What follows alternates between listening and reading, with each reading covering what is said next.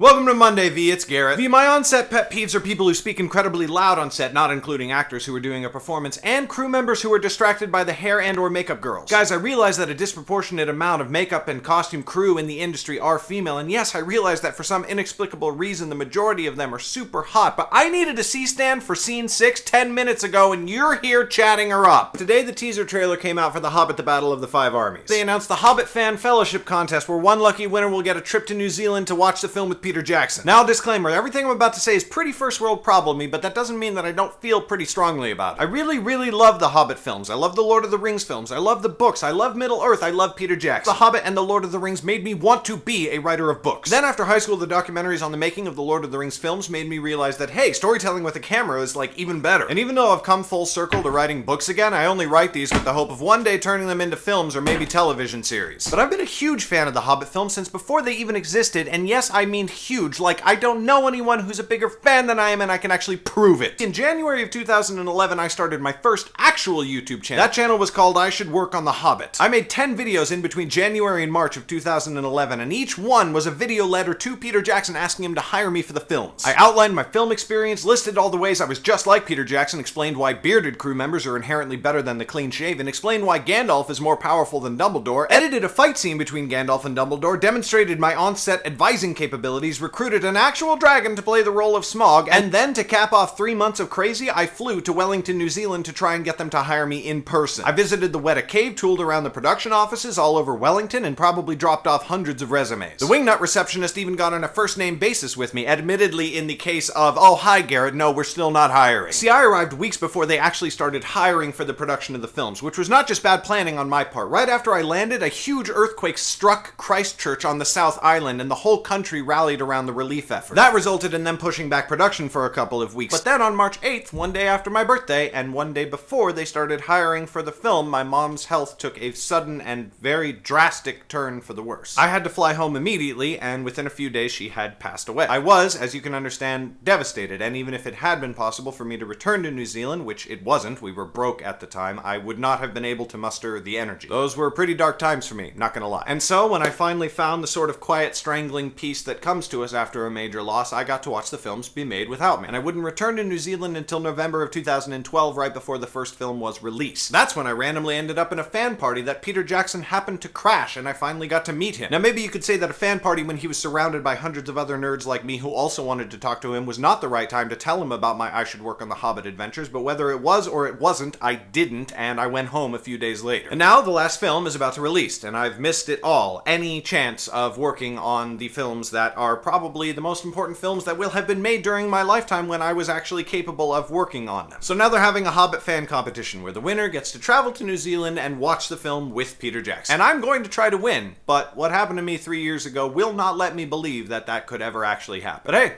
like I said, first world problems, right? I've been lucky to live a very blessed life, free from much hardship, at least until I decided to become an independent author. Jesus Christ, that is not good for your bank account. But I'm really fortunate that, other than a family loss, which we all have to go through at some point, failing at a decade-long dream to work on the Hobbit films is the most severe and crushing disappointment I've ever faced. I know it's not a happy subject, V, but tell us, what's the biggest disappointment you've ever faced? If you were granted a wish, what's the one project you'd go back in time and change so that it was successful instead of a failure? Let me know on Wednesday. I do not have the energy, the mood, or the patience sufficient to summon up an end screen today, so I'm going to sit here and play with my hair.